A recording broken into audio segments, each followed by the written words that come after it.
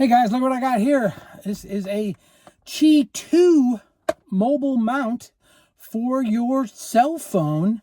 As long as your phone has some sort of magnetic safe charging, you can use this, or some kind of Qi charging, you can use this mount. So let's open this up and see what's inside.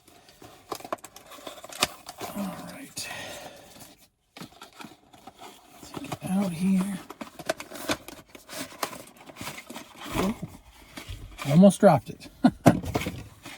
Need some light. There we go. All right, so got a USB to USB-C charge cable.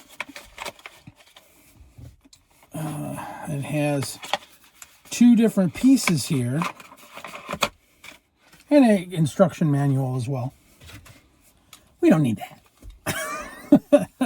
So you've got this guy, which is what the phone sticks to, and then you've got this guy, which is like a ball joint that connects to this guy. So let's do that now. So we'll take this off,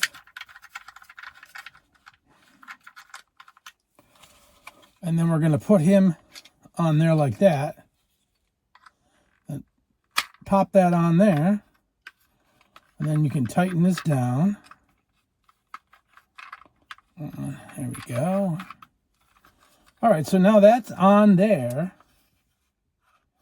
And this thing rotates because it has a ball joint, so you can do a vertical or horizontal display, whichever you want. So if like you're not driving and you're sitting in your car and you want to watch something like YouTube or whatever, you can just turn it that way and you're good to go. Now, this part, there's a hook here. And this hook, this goes inside of your vent on your car, and then you use this to loosen it and tighten it down so that way this doesn't move.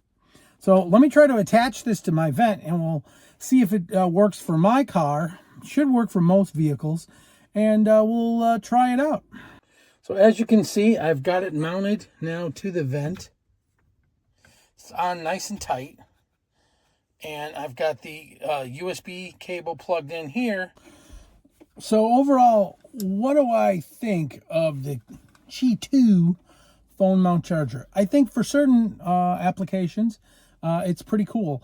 It is very easy to attach to your vent. You don't have to worry about the vent on your car being, broken from, the pressure of putting it on and off. You just attach it and it's good to go.